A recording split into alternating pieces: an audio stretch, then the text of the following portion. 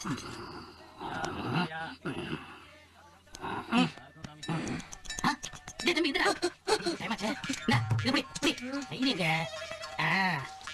என்ன கிழமை? சனி.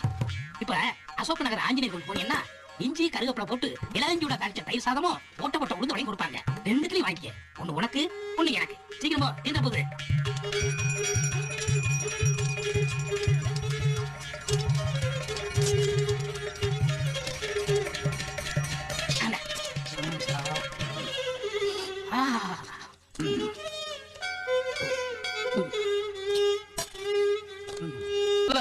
நான் ஒரு தொழிலாளி.